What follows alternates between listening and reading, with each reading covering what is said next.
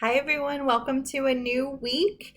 Let's go ahead and get started going over your assignments for the week. So we're going to talk about sensory processing this week and different disorders of sensory processing and different input of sensory processing. So here are your assignments. We're going to start with a discussion. So reflecting on your own sensory needs. I have a sensory checklist that you can use to do this. You're going to have your play, pause it, study lecture quiz on sensory integration. And I have made a change to the play, pause it quizzes. So based on feedback that I've received, I will give you two chances to take these quizzes now. So I want to make sure that you're getting the information. I want to make sure you can focus on one aspect of the activity at a time. So if you need to just focus on the lecture the first time and then the questions the second time, you will have two chances to take these quizzes instead of one. So that's the big change this week. And then lastly, you're going to have a sensory article summary, and I'm going to walk you through specifically what my expectations are of that assignment. So let us get started. So the play, pause it, study lecture is going to look like it typically does, with the exception of the fact that you're going to get another chance to complete it.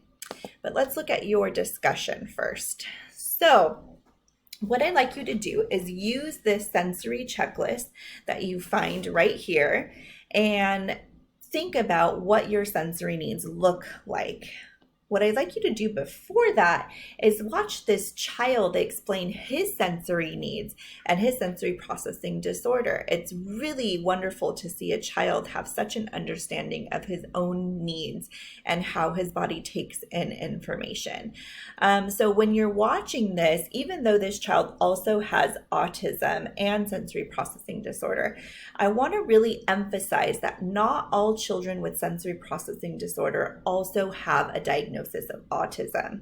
It is very common for children with autism to also have sensory processing disorder, but not the other way around. So it doesn't mean that these two occur all of the time together. There are children with sensory processing disorder who do not have a diagnosis of autism. So really taking that into consideration and knowing that you're not always going to find one where you find the other. Okay, so let's look at your sensory checklist. So when you respond to this post, I want you to answer these questions for yourself.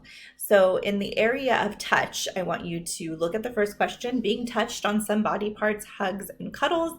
I either completely avoid being touched, I don't like being hugged, I don't like being cuddled, just don't touch me at all. I seek them out. Yes, please give me giant hugs. That's what I'm craving. I like big squeezes. I like cuddles.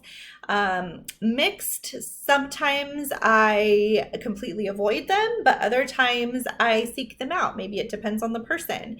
And then neutral, I don't really care either way. So you can hug me or not, it's not going to affect me either way. So that's the difference between mixed and neutral. Okay, so you're going to do this for each of these prompts for each section. And when you're responding in the discussion, I want you to tell me for the area of touch, I had a lot of avoids, or I was pretty neutral on this area, and then maybe point out some of the things that stood out to you in this area. And you're going to do that for every single area: proprioception, vestibular, auditory listening, vision, and taste and smell. And what I want us to do is have a better sense of our own sensory processing so that we can be more empathetic to children with sensory processing disorder and issues. Okay, so let's go back to our discussion.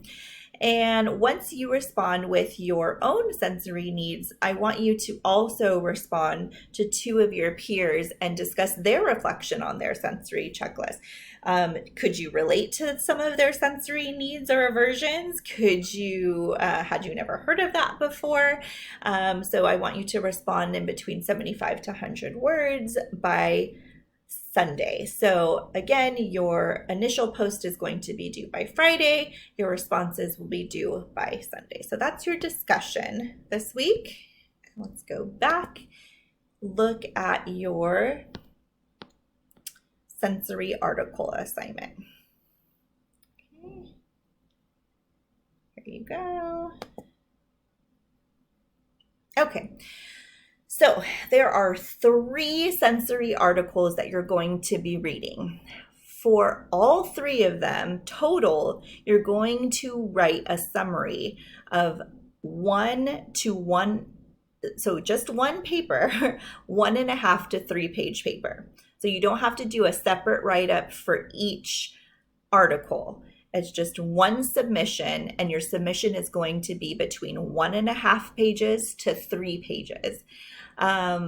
I'm not expecting you to write in any specific format like APA or MLA, but I will walk you through this as far as what my expectations are. You are going to be submitting to Turnitin again, and so I want to be really clear on what I'm expecting. So let's look at the first article. When you open it up, it is okay for you to write the title, first of all, and then anything in this gray you're going to type and then explain in your own words. So the first point, you can say sensory article 1, sensory processing issues explained. Your first topic is going to be oversensitivity, tantrums, clumsiness. All could point to problems taking in the world. And then in your own words, 2 to 3 sentences or more, if you have more to say, you're going to tell me about this gray header, okay? And then you're going to go to the next one. Let me close this out. You're going to go to the next gray heading, dramatic mood swings and tantrums. 2 to 3 sentences in your own words, you're going to tell me about what you understand about dramatic mood swings and tantrums. Again, your own words don't mean changing a few words out of the sentence and then writing it as your own. What is your experience? Maybe you've seen a child have severe tantrums and also have sensory processing disorder. So I want you to tell me about your own experience and your own understanding. Then fight or flight response, and then a couple sentences about that. What are sensory processing issues? A couple sentences about that. So again, you're going to do this with each of the 3 articles for a total of 1.5 to 3 pages. If you go over the 3 pages, that's fine, but it should be no less. 1.5 is bare minimum for this summary. Okay, so you're going to do that. Each of the articles look very similar. So you're going to have a title and then these dark gray headings, and then you're going to summarize each in your own words for 2 to 3 sentences. So it is okay and I will accept if you write exact words for the title and for each of these gray headings, but any explanation needs to be in your own words. So I really hope that helps with this assignment. Okay.